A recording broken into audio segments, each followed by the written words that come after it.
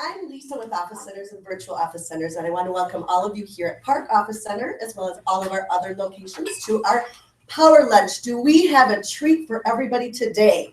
It is my pleasure to introduce our valued client and certified business coach, Jason Jones, who's the founder of the Coaching Hour. Jason works with coaches, consultants, creatives to be effective in their business and enjoy the professional income that they so deserve. He was the host of the Jason Jones Show on WCCO Radio in Minneapolis. He has started and grown several successful businesses in the entertainment industry. His last startup that he sold was a coaching and training company that took him to Australia and the UK. With that, we get to welcome Jason Jones. Okay. Thank you. Oh, Lisa, the best introduction. I'm going to take you everywhere. Like, the best introductions in the world. And I want to thank everybody for being here. We're coming up on a holiday weekend, and even though this is Thursday, so on a holiday weekend, like the brain starts on Thursday thinking about what I'm going to do Friday, Saturday. So I really appreciate that you're willing to come here and take a look at some different strategies and different ideas around your business and around attracting clients. And actually, really, this is really perfect in terms of coming into a holiday weekend, because taking a break, stepping away from business for a while, doing some things perhaps with family or traveling is really a great opportunity to start thinking creatively, start thinking about like new ideas and new strategies and things like that, so that and that's when things really emerge. You know, when it's not necessarily when we're in the thick of it and we're out there like working it and making it happen, is not necessarily when our most creative moments happen. It's generally when we're doing something else. That's why oftentimes, if you're taking a shower or you're doing something that's completely unrelated to your work, and you get an idea that'll pop into your head, and it's because you're in a different environment. And so this is pretty ideal. So I really am excited to be able to share these things. The other thing is that what I really invite you to do is I really want to frame this conversation that we're going to have today and the sharing that I'm going to be doing today about this, because the idea of these presentations that I do is not to share with you things you've never heard before. In fact, likely, a lot of these things that I'm going to talk about are things that you have heard before and are familiar with, especially if you've been in business for any amount of time. But what happens is that when you look at something from a different point of view, or get a different angle on something new becomes possible. A new idea for your business, a new direction, a new strategy can emerge out of that. So as I'm sharing these different strategies and different tools around client attraction and sales, I want you to think about like what you're currently doing, and then I just want you to look for new possibilities, see how it matches up with what you're doing, and see what may be possible. Just kind of be open to be looking at what comes up for you. Instead of what was typical for us when we go to a seminar, is we're listening for what we know or don't know. So we have this conversation going in our head like, yep, I know that. Oh, I've heard that before. I've heard that before, which actually just invites you to tune out, right? To kind of shut your brain down. I can tune out for this part. Oh, I should pay attention to that. So instead, like really look for, what is this making you think of? What does it make pop in your head? So how I'd really like you to think about this time that we have together today.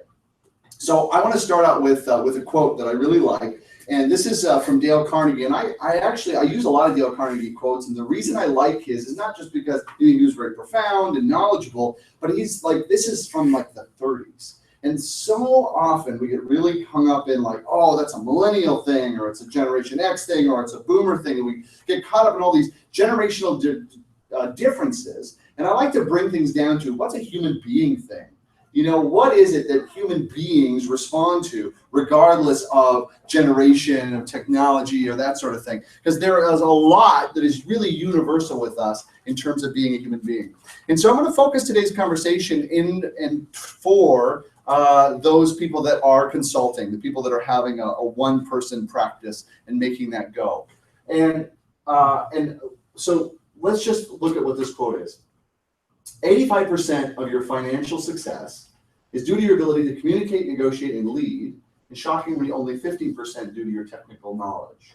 I want to unpack that for a moment. It doesn't mean that your technical knowledge isn't important. That's very important. If the sale is done, that's what gets delivered. That's what gives them the experience. That's what they ultimately buy. What this is saying is that your ability to be successful in your business has so much more to do with your ability to message, to communicate, to share what you do and how you do it in a way that matters to the people that you're talking to, and then be able to negotiate terms that work for you, and then lead that conversation, lead that project once you get in and once you make it happen. And most of the emphasis that we put on in our schooling and our development is in our expertise, and very little in our communication. And so what I really want to invite you to look at is really evaluate, like, how effective are you being in your messaging and in your communication and connecting with other people? Because this can have a huge impact on how much business you attract to your expertise in making those connections. And that's regardless of generation. That's a human being thing. So today we're going to be, if you're in the right spot, if you want or need more clients, and we always want and need more clients at different times. We need lots more than at other times. That we don't like being salesy or pushy, or we get uncomfortable in the sales conversation. That if you're not earning what you want, and if you hate cold calling, if you'd like to just attract people to you and to you for what you do and what you do well. Because let me just take a quick poll. How many people in the room work for themselves that are in here? All right, great. So most of us. So of those of you that went into this, did you go into this so that you could be out selling, or so you could share your expertise? Share expertise. Share your expertise, right? Just show up and be good at what you're good at.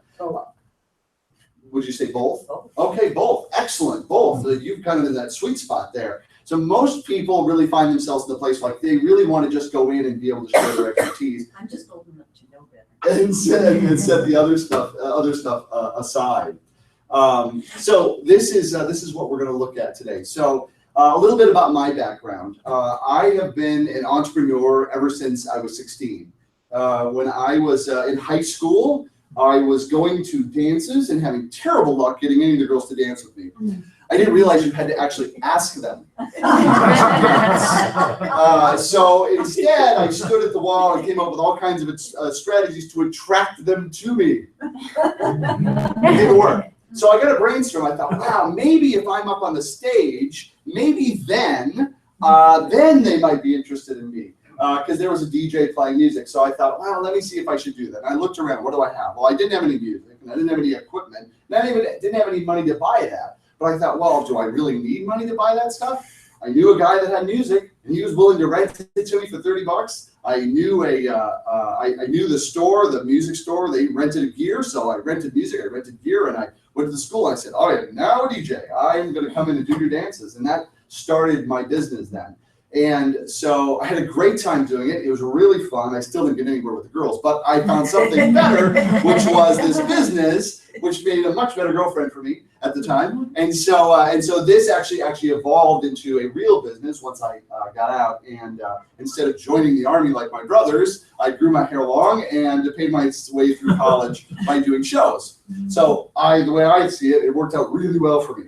And so from then on, though I had different jobs in media, I've always been in one business or another. And the last business I was in was probably the most successful that I sold off to my business partner. And this is the one that, because we were so narrowly niched, in about 2.5 years, we were able to go global with it. And we presented workshops in Australia and in the United Kingdom. And it was around entertainment performance and creating that experience, and it was really a blast. And so along the way, I've learned a lot of things, and I've also learned and relearned and relearned and relearned. And it's amazing what you forget as you're moving forward and just in the game of being in business.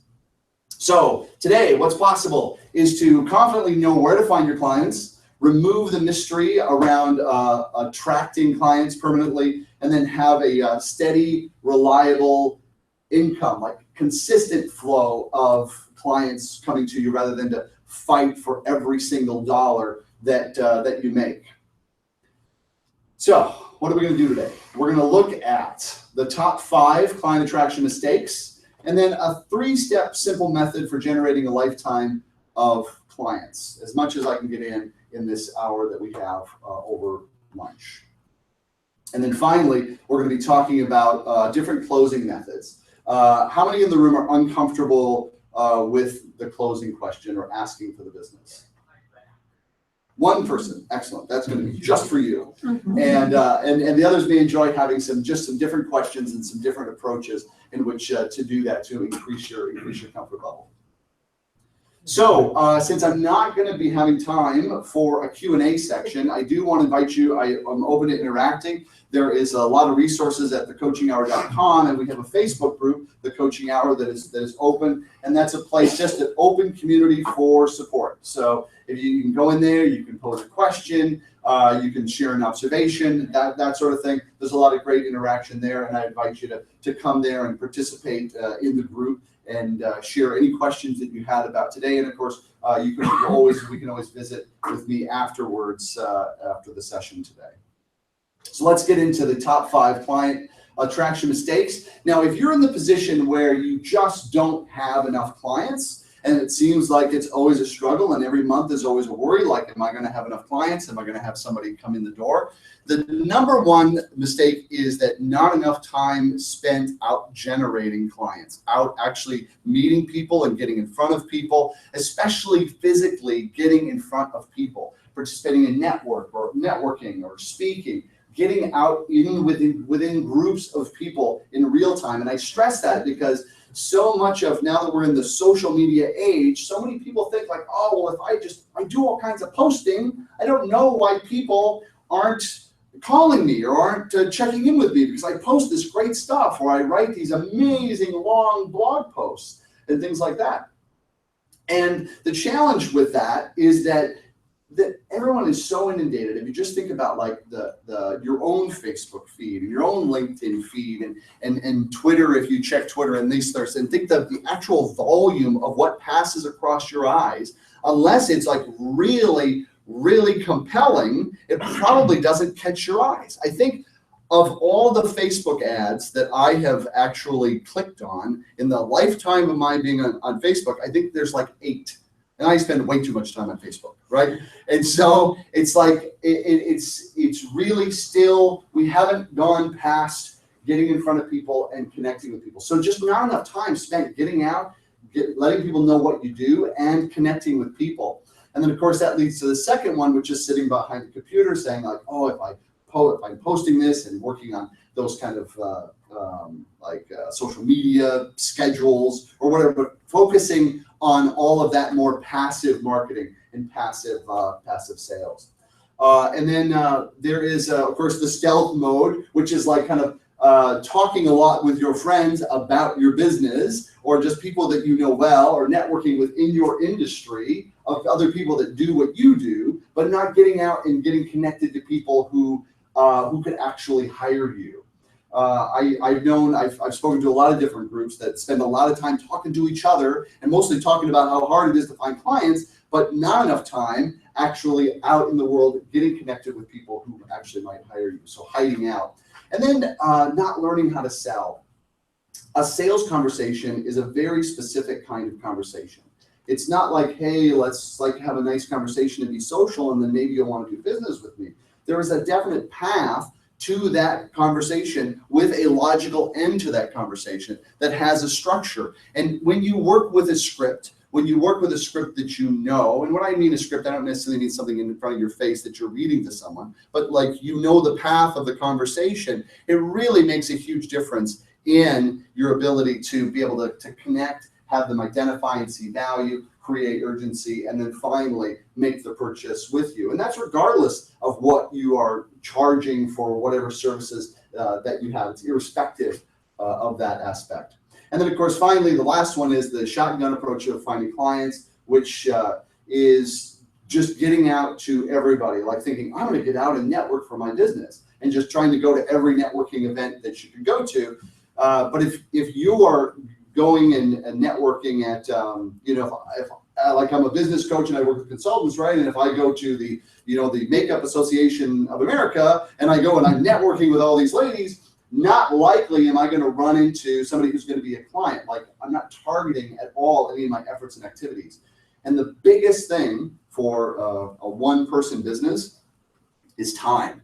You know, we can make more of everything. We can make more money. We can make more. We can make more of everything, but we cannot make more of time. Time is the absolute most critical thing to manage and be mindful of, because that's going to be the biggest factor in terms of financial success, as well as the comfort and lifestyle and cadence of which you can create in your business and in working that business. So many solopreneurs that I talk to spend so much, they spend way more. It's funny because the dream is, it's like, I want to work for myself. I'll probably put in 30 hours. It'll be great. I'll knock off early on Fridays. Maybe I won't even work on Fridays, you know. And then the reality is like, well, it's 8 o'clock on Saturday and I wrapped up. This is going to be a good weekend. I might get Sunday. Is that everything gets like really compressed, and there never seems to be like there is enough time, which has to do so much with not focusing. So those are the primary mistakes that are made. So let's just simplify this into a ABC method of attracting a steady stream of regular clients. So the first one is attracting attention. And attracting attention, there's a lot of different ways in which to connect with your prospective clients. And I want to go through some of these that I think are particularly good and particularly inexpensive, without necessarily covering all of them. What's important is to really look at what you're doing, look at all of the options here and the possibilities around them, and you really want to focus in on like one or two that you're really going to master. You know, like in my business, it really comes down to speaking and networking is really where I attract the most amount of clients and connect with the most amount of clients. And so I put most of my effort in being very highly effective when I go into a networking situation. It's not to socialize and be pals, be friends, and that sort of thing. It's actually with a specific intent of identifying and identifying possible clients, and then moving that forward into the next step of that conversation.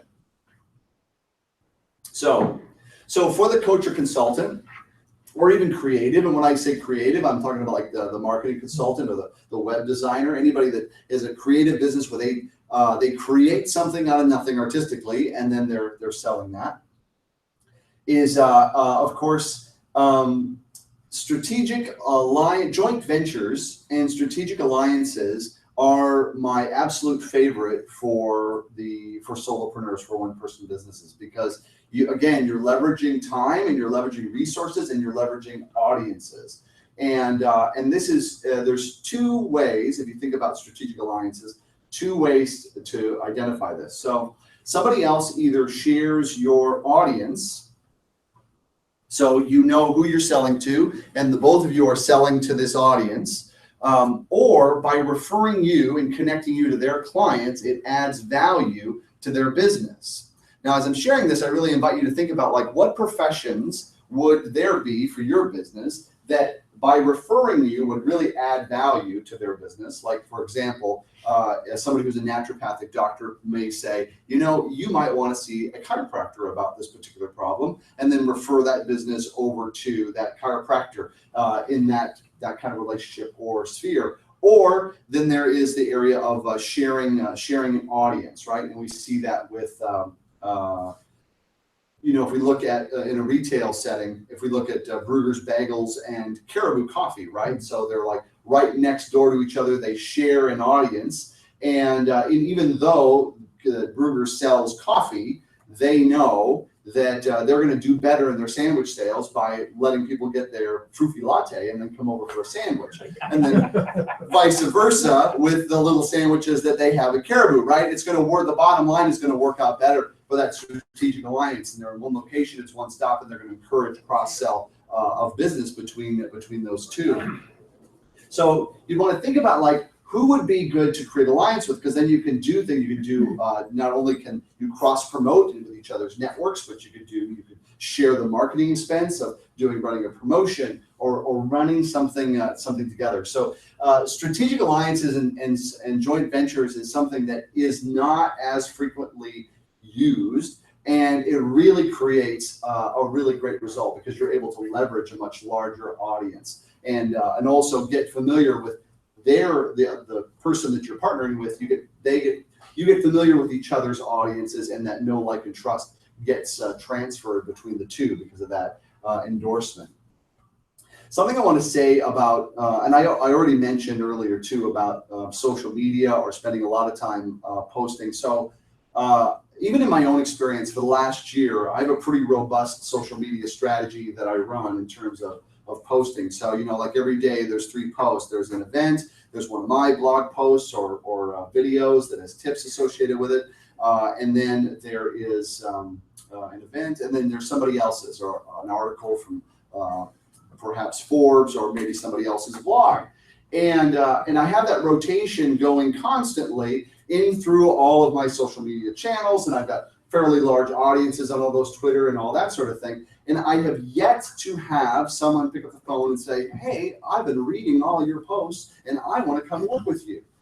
And so the key here is, like, if you're in a place where you don't have enough clients, like you're not comfortable, the social media is great for brand building. It's also really great that once you've built your audience, once you have 1,000 people on your list or 2,000 people on your list that you want to be in a conversation with and engage with over time, social media is beautiful to be able to engage on those different platforms in different ways, through a Facebook group, or through a live webinar, or through all kinds of different ways to engage, provide value for them, and give them opportunities to think of different ways in which to use you and your service, and to be able to share information. But as far as a way of directly bringing clients in, it's not that effective. That's more like, I would say, like phase 2 down the road. Like, you've got a great audience, you've got clients coming in, things are working for you, you've built a reputation. Now you want to stay in contact with a large group of people and do it in a relevant and valuable way. That's where really putting a social media strategy in place goes into play. The other factor is, like, what do you charge? It's like, if you're a consultant and you're doing contracts that are like 10,000, 20,000. Again, somebody's not, I saw your post, looks pretty good. Let me write you a check for $30,000. Let's get going. Not likely going to happen. I would like, if it does, if there's a consultant out there that works for, I want to talk to them, because I want to be like, what are you posting and how is this, what's making that work? One of the things, the other thing is advertising is great for brand building, which again is like phase 2 down the road. If you're just building your brand, building awareness, advertising in strategic areas and focused areas can make a difference. And of course, press is good. Getting publicity can be effective, but it's not a really good consistent strategy. It's not something that you're going to, it would be something that I'd invite you to think about in terms of things coming up. Like recently, there was the International Coaching Federation had coaching week. So something that I could have done would have been to run an event about coaching, right? And the difference it makes in business and things like that, which would have been informative for an audience and also would have reflected on me. And I probably could have gotten some press, because that's something that I could have taken to the newspaper and the radio and say, hey, this is something that's happening this week. And this is something that I can speak to because I'm a certified coach, right? That would look for opportunities to be able to leverage the media in ways that are relevant to your expertise and what you're doing. Because one thing that's true about media is that they're always looking for, like WCCO is always looking for guests. They have got to keep interesting guests coming in all the time. Same with like NPR, any of these news shows, they have a constant need for information. So if you identify an angle or you identify something that's happening in the news that it relates to your expertise, that would be a great opportunity to get some exposure. But it's more of a kind of a back of the mind. Keep this in mind as you see and hear things come up in and around the media and your industry to be able to jump in and take advantage of. The other thing too is that there's a barrier for a lot of people now thinks that if I am going to leverage the media, I need to have this press release, and I need to have it like, look all official and look like it came from a PR agency and all these sort of things. Really, it really doesn't. If you have an idea, you see a good connection and a good hook, you just get on the phone and you just call up the producer at KARE 11 and go, "Can I speak to the producer, please? Hi, I'm Jason Jones of the Coaching Hour, and I've got a great idea for a story." And they're like, "I'm all ears. What do you got?"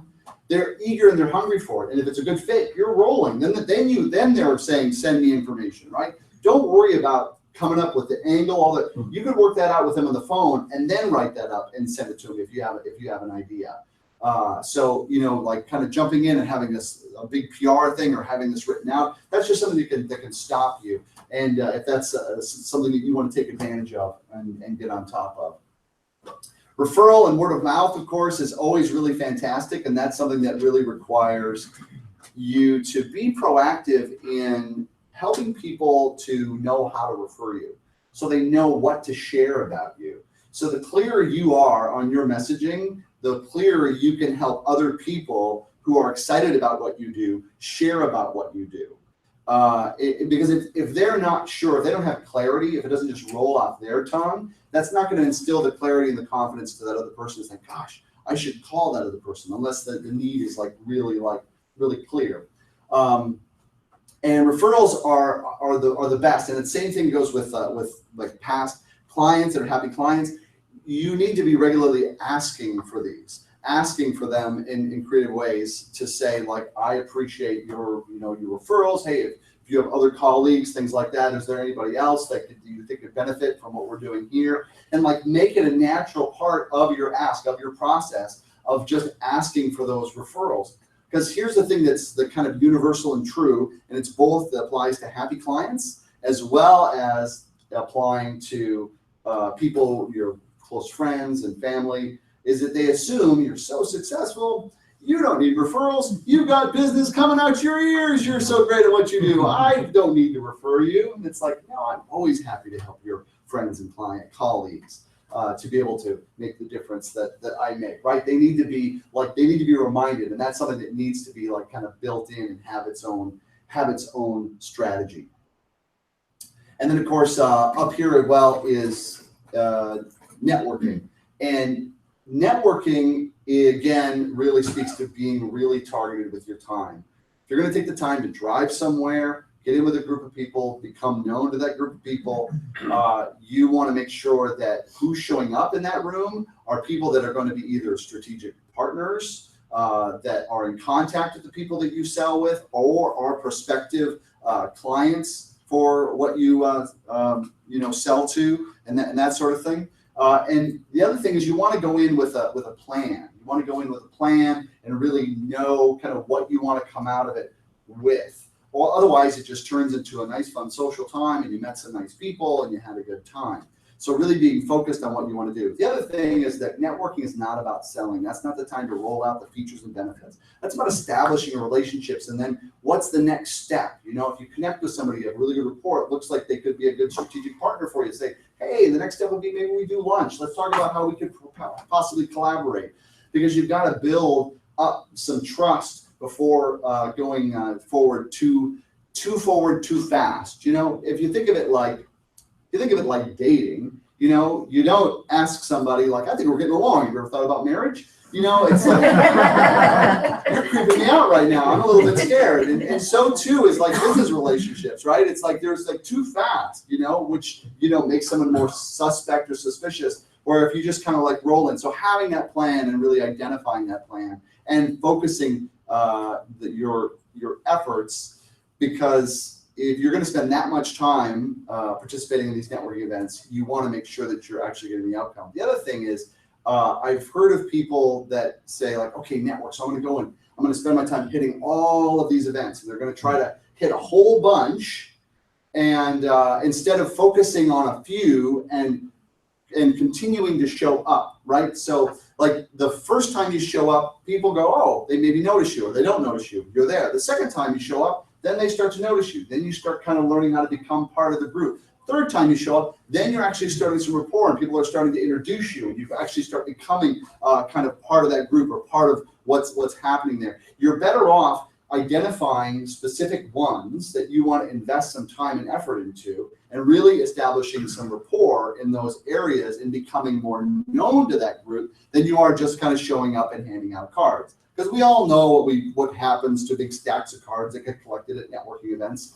Collages get made in the bathroom, or wherever on the bulletin board, or they just stack up by your desk going like, I should probably put those in my CRM. So these are some client attraction methods that are working, and surprisingly, like most of them, the kind of old school ones like still hold up. Like it's still really about like targeting your time, who are you getting in front of, and getting in front of people that can either connect you to clients or that are prospective clients for you. So once you identify like ones you want that you're doing and are being effective, or ones that you want to try, you want to be able to answer this question. If I take on this method, will I find clients easily doing this?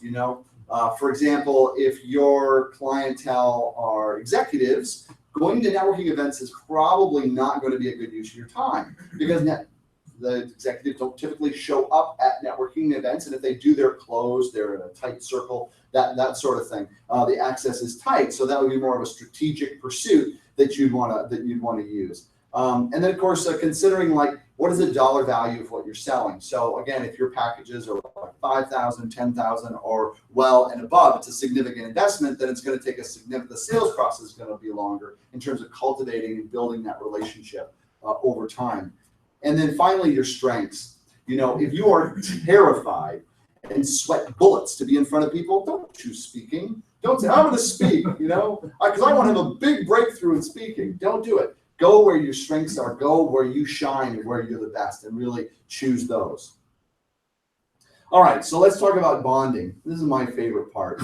And I used to, the only analogy, I know I made an analogy to dating before, and I used to say, sales is like dating. But then I thought, if I really want to turn people off to the idea of sales, just tell them it's like dating, right? Because what's the one thing harder than sales? Getting a date, right? So it's nothing like dating. It's more like making friends, and this really has to do with developing the know, like, and trust, and this is like one of my favorite topics, because as I've done my studying in and around coaching and using coaching as a tool, the biggest thing that makes the biggest difference in terms of connecting to someone and building trust and rapport is your ability to listen and your ability to connect to people. Because there's something that's universal about human beings, and that is that if I'm interested in you, you're very likely going to be interested in me. Versus if I come in and I'm all about me. Hey, have I told you how great I am? Hey, let me talk more about me. What do you think of me? Right? It's like by putting the focus over there on them and learning more about them, and then like really like listening in such a way so that they feel like they've been gotten, like they feel like they've been connected to. Because here's the truth about human beings. Human beings run around asking to be seen, heard, and understood. All human beings run around asking to be seen, heard, and understood. I know this. The first half of my career in media was like, people see, hear, and understand me. Look, I'm on the radio. Look, like me. My whole identity was wrapped up in being a radio personality. I was only someone so long as I had a platform. And what there are very few of are people going around trying to see, hear, and understand others. Very few.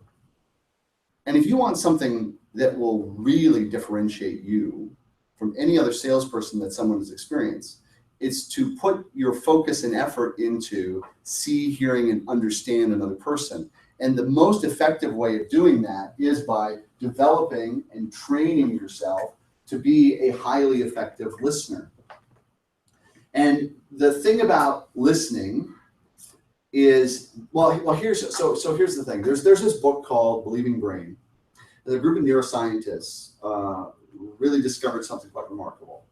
What they discovered is that the idea of how we perceive reality is just the opposite of what we have always assumed for the longest time. So for the longest time, we've assumed that reality is based on what you see is what is so. Like, if I see it, these paintings, this, you in this room, the opportunities in front of me. This is all based on what's really there, and then the information comes in, and I sort it out and work it out and that sort of thing. And that's really what makes up my reality. Kind of what you see is what you get. And it's actually the opposite of that. Actually, what they've discovered is that your brain frames reality and sees your reality based upon your beliefs, on your ideas, based upon how you view the world. Your opinion and idea and view of the world constructs what you see. And this is why someone can see an opportunity. It's right there. There's a great opportunity. Another person can be completely blind to it.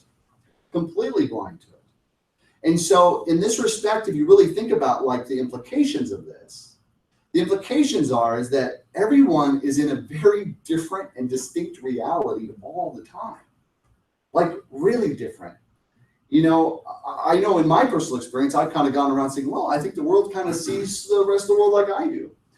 But they don't. Everybody doesn't. And so in one respect, it's kind of like, oh man, well, that complicates things. And the other aspect is that it really opens up an opportunity. Because if we know that everyone is in their own specific reality, then the key to really finding out what's going on over there with them is to get out of our space, to not worry about how well we're talking about ourselves or how well we're sharing who we are and what we can do, and really put the emphasis into really understanding what's going on over there with them. Like putting the effort and mastery into the ability to get into their world. To get into their world and start seeing the world through their eyes, through their fears, through their concerns. And it's at that point where the opportunity lies. It's in that point where sales becomes easy. Because ultimately, listening does a couple of things. When you really, really listen to someone, they start opening up and they start sharing. Because we go through life not listening much at all. There are 3 levels of listening, as a matter of fact. If we look at so the first level of listening is the level of me. Yes, that's right. So this would be like getting directions. So if I need directions, I'd be like, hey, I need to get down to the Quickie Mart. How do I get there? And then you just kind of tell me like, well, you go take a left by the Walmart and you go down there and you take a right by the drugstore and you should be right there. And I'm like, great. I'm only listening for exactly what I need to get where I need to go. And then the second level of listening is in the area of we. And this is where we spend about 99% of our time as human beings, is the level of we. And this is what's called listening to respond. So that is listening long enough until you think of what you want to say, and then the listening shuts down and you wait. We've all done it. We've all been there. My son is like the best example of this because I know exactly when this moment happens. When he's 6, when I'm watching him, I'm trying to tell him, I'm sharing something with him, and suddenly he's like squirming around and he's just dancing all in front of me, and I'm just like, what? He's like, Dad, I have to tell you this, right? And so, and though we don't all squirm around in front of someone, our natural ability, our natural place to go as a plain old human being is that we listen long enough until we've identified what we're going to say to that person. And then we just kind of shut down our listening and wait for them to be done talking so we can share what it is that we want to share so that we can be heard. And the third level of listening is something that really requires development. It requires a commitment to mastery, and it requires energy, and it requires focus. And anybody that's put effort into this just realizes how much energy and focus and effort it takes, but it pays off dramatically. And it's one of the things that is put the least amount of effort is put into this level of listening, which is the level of you, which means if I'm listening to you, I'm putting all of my energy, I'm putting all of my focus, I'm trying to set aside any noise in my head so that I can just understand what you're trying to say. Part of that is also suspending judgment. Because there's that voice in our heads, that's like, have I heard this before? Do I know? Do I believe this? Do I agree with this? Is this a good idea? Is this a bad idea? There's that whole dialogue that gets in the way of the listening. And so being able to set that aside and like really put all the focus in the other thing creates an experience for that other person that is not a typical experience. It's not an experience that is like, oh, that's like every day. That happens every day. That happens by everyone. They experience you differently. And the way they experience you is someone who can be trusted. When I've done exercises, with listening exercises with people in a listening workshop that I do, it's amazing the response when even people trying it for the first time of just trying to put all their effort on listening to what that person is sharing. And when I asked the person who was doing the sharing what their experience was, things like they felt affinity, they felt love, they felt really good about themselves, they felt clear, they felt like they were able to communicate more easily. They thought that their thoughts could get clearer by the fact that that other person was listening so focused on what they were saying helped them actually be clear about what they wanted to share. They felt like they mattered. They felt like they mattered to the other person. And this whole range of experience that just came from focused listening. And when you think about when we're out selling and we're out getting in front of a prospect and we're talking to that person, and if we put that much energy into focusing on just understanding them and understanding where they're coming from, just as a person, that is what they're going to experience. They're going to experience us at that degree or that level of affinity. Like really that goes so far in developing the bond and developing the trust and developing the rapport. Because there's an old saying, a confused mind never buys. And that goes beyond just confused about your product. And if you can give that, if you were to take on listening with that kind of mastery, and you really put your focus on your clients in that way, you're going to help them be clear just by using that degree of listening. You're going to help them be clear. And if you can help them get clear on what their problem is and that you're the solution, then it's really just a matter of negotiating the fee. Not whether or not you're the one or how do I feel about you, because you've established how they feel about you. They feel great about you because they matter enough to you to be able to give them your undivided attention. The most powerful tool that you can use to make the difference in the ratio of closed sales that you do is in the degree in which you're able to focus all of your listening and attention on the other person and identify where you can make the biggest difference, because you'll know what to say. The biggest fear people have is they won't know what to say when the person's done talking, which is really kind of funny, because if you really, really listen, you'll know exactly what to say because you listened. It's when we tune out that we don't know what to say. It's when we're like, I don't know what you said in the last 15 minutes there, but I got this great story I want to tell you. Or let me tell you about my product, or let me tell you, let's get back to the features here, kind of thing. And that's where the real connection shows up. And it's something that's done the least. So I think personally, as far as a strategy, putting effort into mastery of that is the biggest differentiator a person that's selling anything can make. Because no matter how great the brand is that you have that you're out selling, the person is buying you when you're in front of them. If they're not buying you, it doesn't matter how great the brand is. It doesn't matter all that. They've done studies. Stevie Ray recently spoke at one of my events called the Coaching Hour Live that I do every month. And he was talking about this research where the brain pretty much decides whether they like someone or not in like the first 15 seconds or first 5 seconds of meeting. A very short amount of time. Like, do I like you or don't I like you? Like, that's right off the bat. Because if it's I don't like you, it doesn't matter what your resume is. Nothing's going to happen after that. Or if they're uncomfortable, they don't feel quite right. And then all the things like your qualifications and your resume and your history and the success you've had in the past and all that kind of stuff, that's the justification for working together. That just justifies the decision that this was a good decision, we should do this because I like you. But the like you has to come first. And the fastest way for someone to really connect with you and like you and feel like they matter to you is by putting your effort and focus in the degree to which you listen to them. That doesn't make sense. What's that? You just said that they already know that they like you within so many seconds and you haven't even had a chance to listen to them. Well, you make that, so, right. Well, I guess, yeah. So, okay, so in your example, you're right. So if in 15 seconds go like, you're different, I'm not sure about you, I don't like about you, that could change during the time of listening. But it's so yeah, I don't know. Yeah, Just possibly, yeah. throw it out there. Maybe this will help. I've been pondering this for years. There's so much pressure to make the best first impression, and it's actually impossible. But you have almost an unlimited opportunity for second and third and fourth impressions, which I think is what you're saying, right? Yeah. Okay. Yeah. And then, you know, and we're talking about like immediate primal response kind of thing, as far as like the behavior of the brain. So it's really something more, instead of a hard and fast rule, it's like something to be aware of in terms of our interaction with other people and when we're connecting with other people.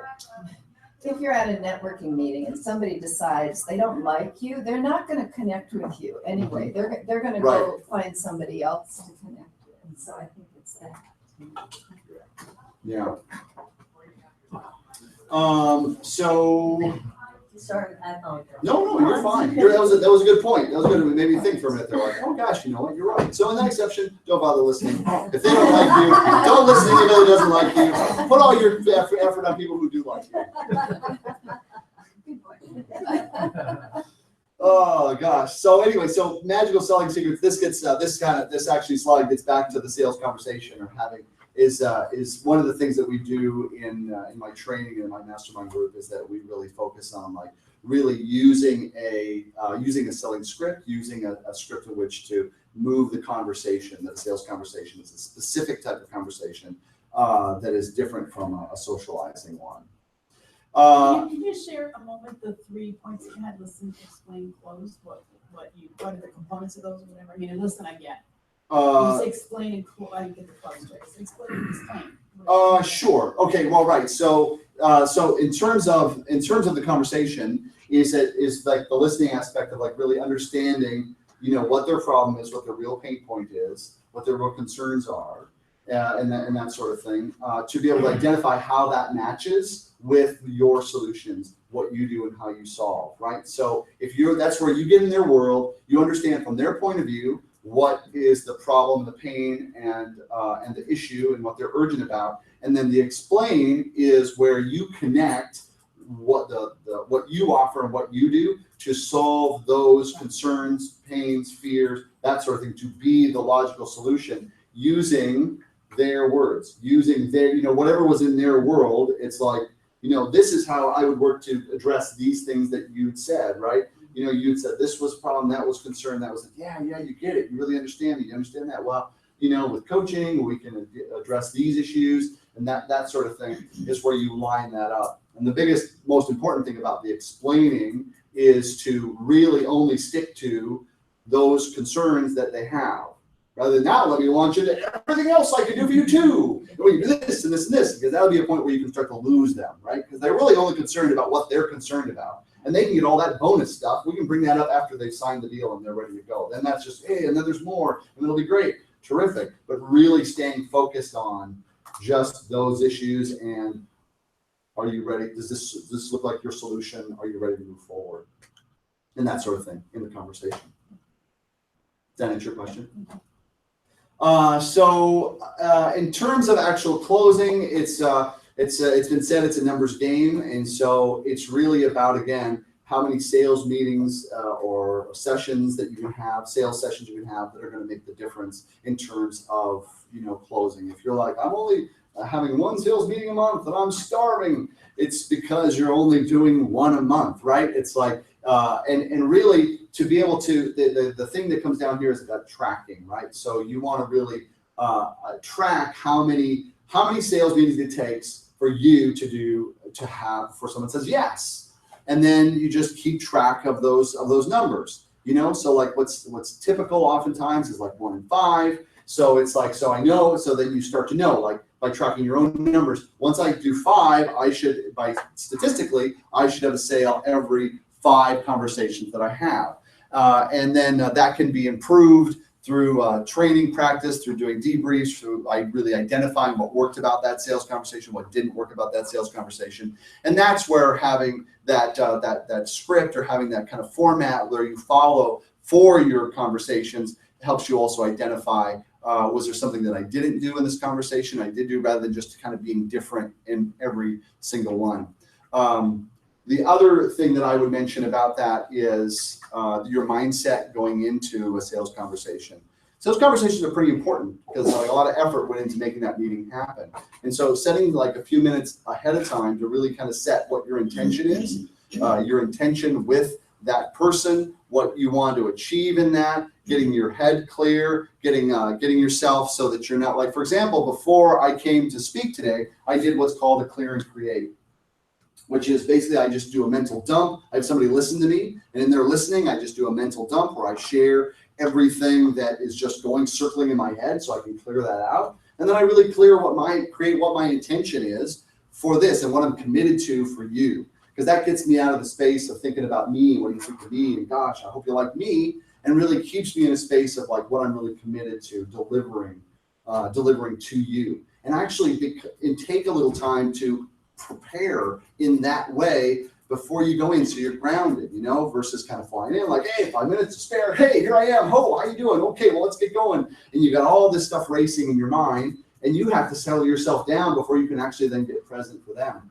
Whereas if you prepare yourself, you could actually be the space for them to calm themselves down and relax and feel good, which then adds to their affinity for you, as well as it keeps you in a position of being in charge of the meeting because you're grounded. So putting a little bit of effort in advance of that. And so finally, the close. So a lot of people are like really freaky about just asking for the business.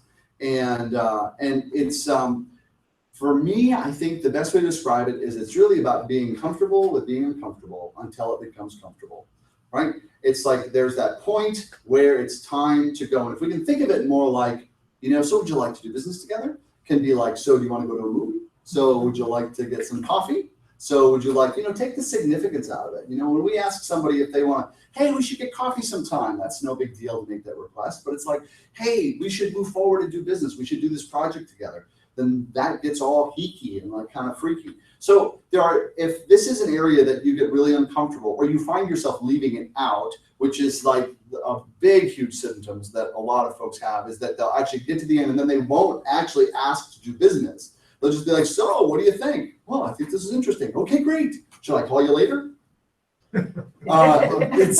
It's like, should we move ahead? What's our next step? And so some really great examples of comfortable closing would be great. So if you decide to move forward, when would you like to start? Or if this works well, so if this is something that you want to, so is this something you want to move forward with? Just some different ways in which to ask them, what is the next step? Because it's really all about the next step. We've established, here's your problem, here's how I'm a fit, what do you think? Now it's time, the next logical step is, are we going to move forward together to solve this or not? And either way is okay. It won't, I think there's a fear about it's going to get weird if they're like a no, like, yeah, I really don't think it's a fit. Oh man, and then I'm going to cry. It's like, just to be like, okay, or like to then identify like, oh, what wasn't a fit or what did I miss along the way, and deal with those objections. But if you did a really good job and really listen to what their concerns are, you've pretty much qualified whether they're really a good fit or not. And if they're not, really being straight with yourself about how good a fit they are for what you can do and what you can do for them in that moment is really going to serve you the best if you've done your job and really listened to what their concern and what their problem is and where they're at. So that when it comes time to moving forward, if there's hesitation there or there's a problem there, then it's to tease out like, well, what's in the way or what concerns do you have, and just keeping that inquiry going of, what's going on over there with them. And if you walk away from a sales meeting that seemed to go really great, and we really liked each other, and they were a no, you were not listening to them at all.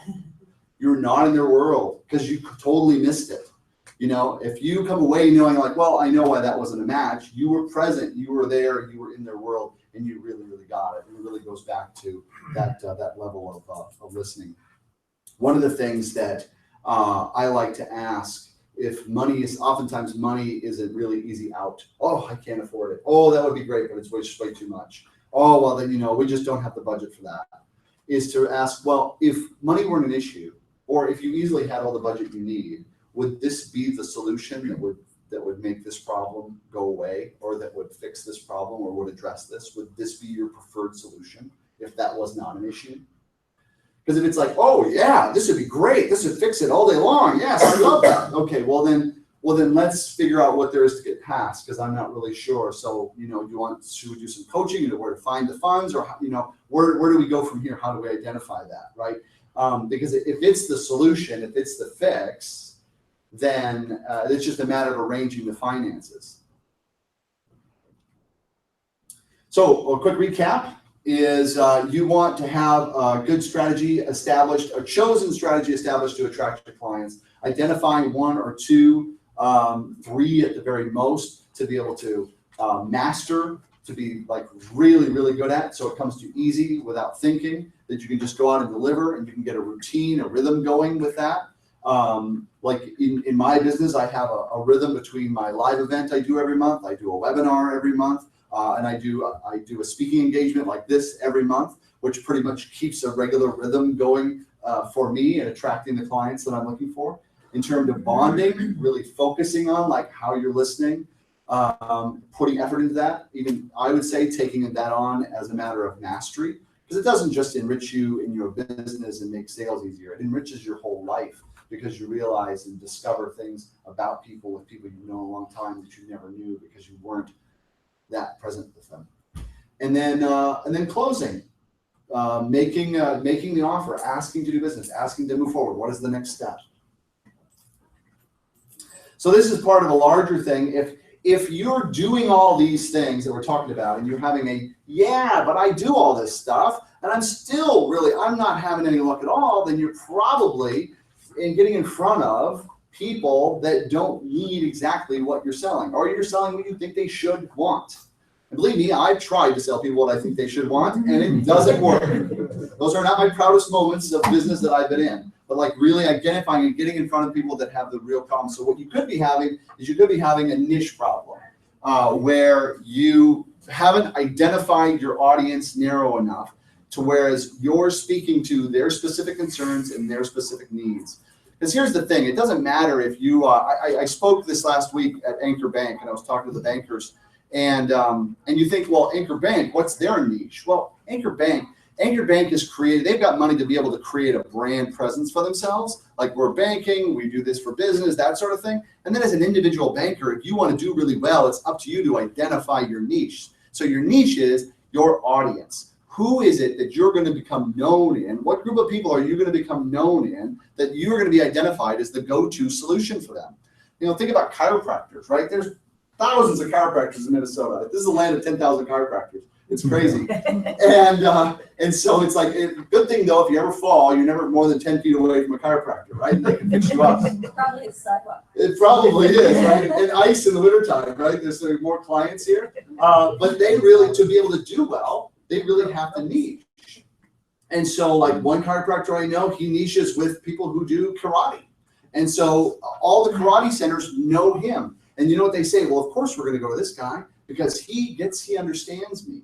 He understands that I do karate, he understands my body, how I do it, right? Because everybody thinks they are unique. And actually, truly, to everyone, they are unique. And the reality is that we're all pretty much the same. But you can't just say that. It's like, well, you're all the same, because that's not going to attract anybody to you. And so it's like really identifying that audience in which you are going to become known in, where you're the go-to person. Because that's the other thing, it makes marketing a lot easier then. Because then it's like you can really go, what is it really concerns that audience? What are they afraid of? What is their concern, or what is their biggest problem that I can put into my marketing so that when they read your stuff or they come into contact with you, they're like, wow, it's like you're reading my mind. You know what I'm afraid of. You know what I'm concerned about. And that goes so much further. That goes all the way in terms of people feeling like you understand their unique situation. They're going to feel more confident. And this happens every time. When I was speaking to the bankers, one of them says, well, I don't want to pigeonhole myself. If I'm too narrow, I'll only be known as helping that group. And here's the funny thing about that is that when you do choose and you focus in on a specific audience and say, I solve X for this audience, what happens more often than not is people say, yeah, I know you work with coaches, but I've got a firm over here. Could you help me? they identify who you're clear on that you help, and then they ask you if you could help a person like them. Whereas if you say, I'm a coach for everybody, because everybody could use coaching. Everybody has problems, and coaching is universal for human beings. I help human beings. That really says I don't really help anybody in particular at all, because there is not a particular type of person that I know well and know their unique problems and situation really, really well. And so that could be a real issue, and it'd be something I invite you to like kind of explore in terms of like, you know, who's your niche, who's your audience, who do you love to work with, who do you have affinity with, who do you like to, like the chiropractor, he's into karate, so he's the karate guy. You know, it's a good fit for him then.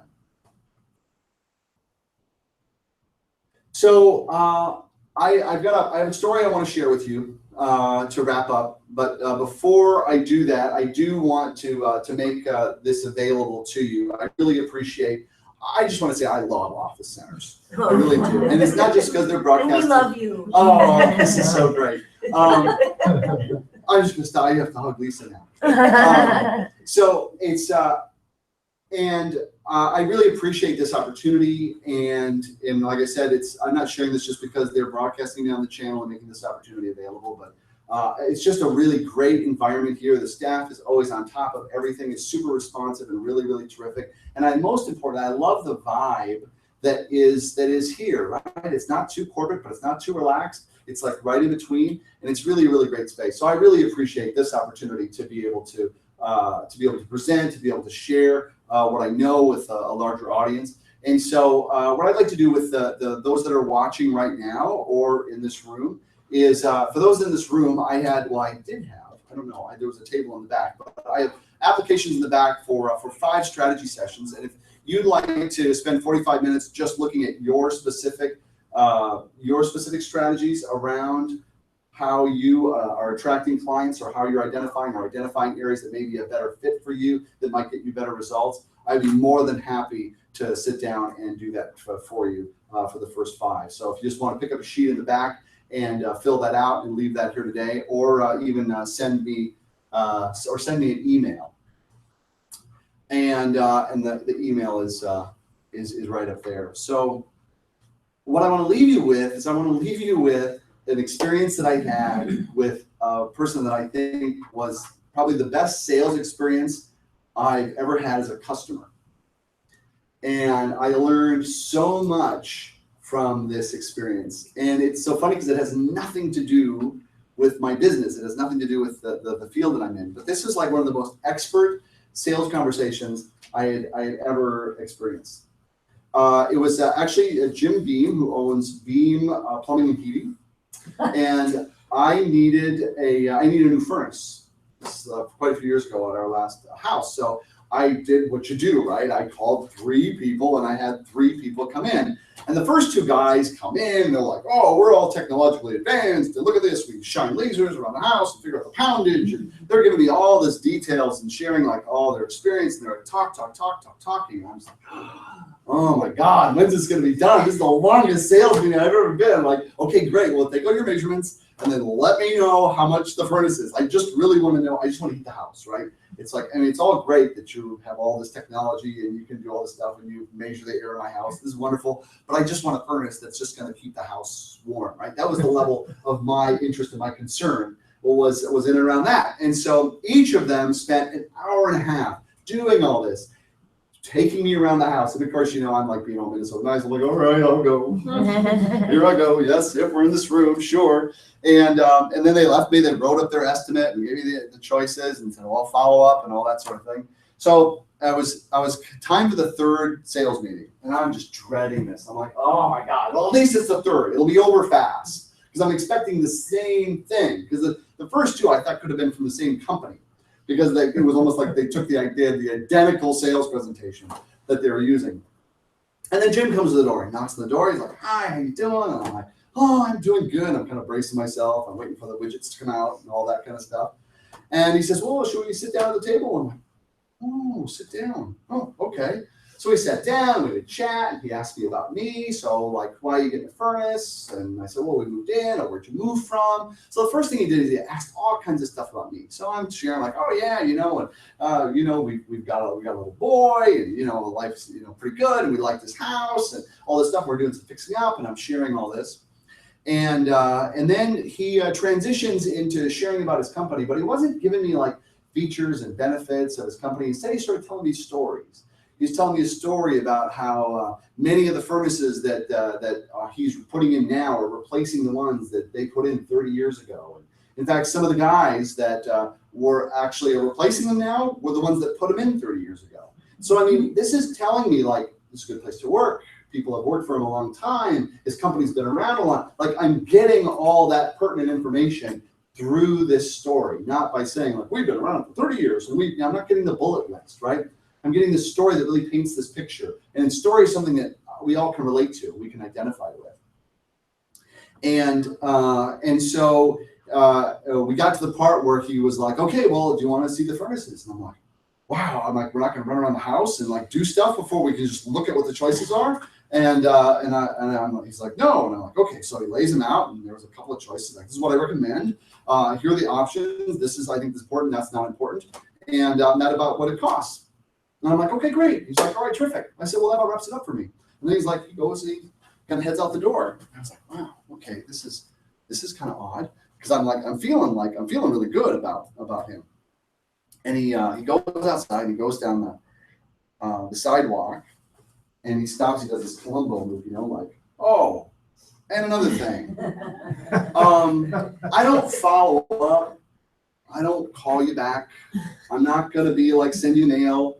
If you want to, put in a new furnace, you want to choose one of those, give us a call. We'll send somebody over right away. And I'm like, oh, okay. He says, oh, and by the way, your dryer, your gas dryer, because you haven't done your laundry in 2 weeks, if you want, I can send somebody over today and get that hooked up. And I'm like, sold. You can do my furnace and do that. He's like, all right. And the deal was done right in that moment. And the key of that experience is that he took the time to listen to what my real pain point was. My real pain point wasn't, I did need a furnace, but my pain in that moment is that I couldn't do my laundry because my gas dryer was not hooked up. And that sold me in an instant. And that's because he knew to listen and sell to the pain point. Thank you so much for your time today. You're listening. Thank you. All right, we did some great notes, and that's a lot. And guess what I'm going to do? Focused listening. Awesome. I can use that. I love it. All right. So thanks so much. That was awesome. We have a couple of power lunches coming up in June. We're going to have Patty Kittlestead with Trio Consulting is going to be talking about the HR prescription, remedies for the people challenges in your business. So in July, and this one's going to be at International Plaza. In July, we're going to be at Park. We're going to be back here with Meg Miller. She's with Critical Next Step. And that's going to be BAM plan equals peace of mind. BAM is business affairs management. So we'll have that in July. And then as always, we're always raising the roof and having fun here, aren't we? We have lots of events coming up. June's going to be jam-packed again. We have June 1st is our 36th anniversary of Office Centers. So we're having our Park Office Center, it's at Park for our networking on the 1st from 9 to 10. The 13th, we're going to be hosting France on Court, which is our wine cooler at France. We drink wine and we welcome our new members to the community. On the 14th, we're going to be sponsoring the Illuminate 2017, where we support our one community member, Firefly Sisterhood. Thursday the 15th, guess what? Our very own Jason Jones is going to be hosting a 1 o'clock to 4 o'clock on the 15th, speaking to Get Clients workshop right here at Park, right? Yes. In this room. All right. So Thursday is the third Thursday of the month, and we're taking a little hiatus for a couple months, but we have something really cool planned for August. So join us. All of our events, we love having you guys. Really, it's a treat, and you did an awesome job, and thank you so much for being here. Thank you, thank you. The sun is shining.